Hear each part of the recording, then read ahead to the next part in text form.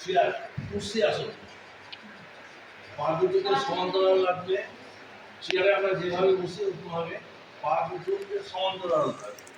পাটাকে একটু ছড়িয়ে দাও, সোজা করো পাটা। এটি বলা হচ্ছে কুর্সি আসন। এর মাধ্যমে কি হচ্ছে, কোমরের ব্যথা যদি কারো থাকে দূরে যাবে, হাঁটু ব্যথা যদি কারো থাকে সেটাও দূরে যাবে। জাস্ট চেয়ারে যেভাবে বসি আমরা চেয়ারে বসার মতো ওই পদ্ধতি আমরা অবলম্বন করি। একটু ধরে রাখো, সমস্যা উঠলে একটু ধরে রাখো। আরে পিকচার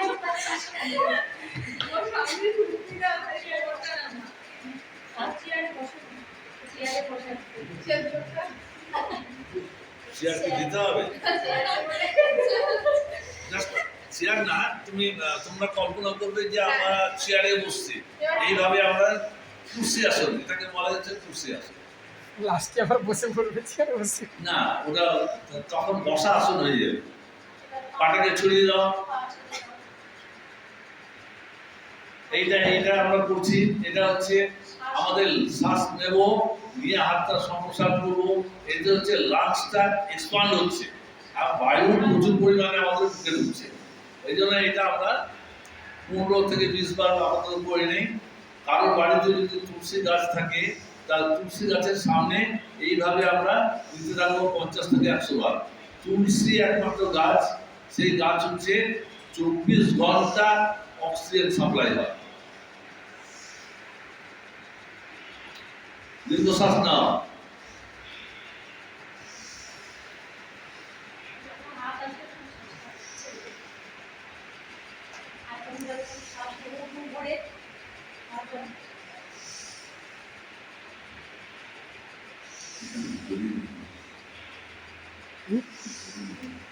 ঘড়ি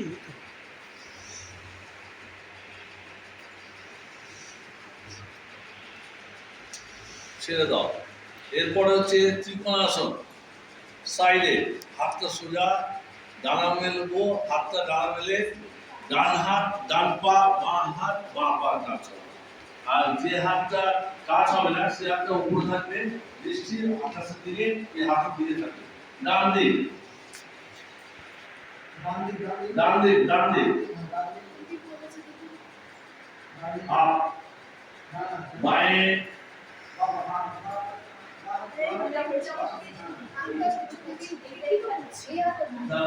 দিয়ে রাখো। আবার ডানে,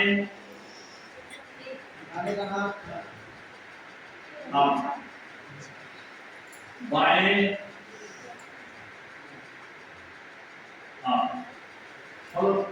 এরপরে আমরা ক্রস করবো, এটা আমরা ক্রস হিসাবে করবো।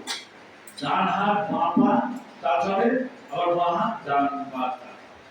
Ready, start.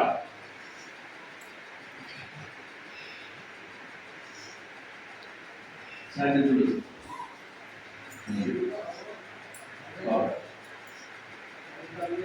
দৃষ্টিটা আকাশের দিকে থাকবে, হাতের দিকে থাকবে দৃষ্টিটা। যখন আমার মুভমেন্ট হবে তখন হাতের দিকে আমরা দৃষ্টিটা রাখবো। এটা একটু ফাস্ট হবে, ফ্রন্ট নেক কমাতে হবে।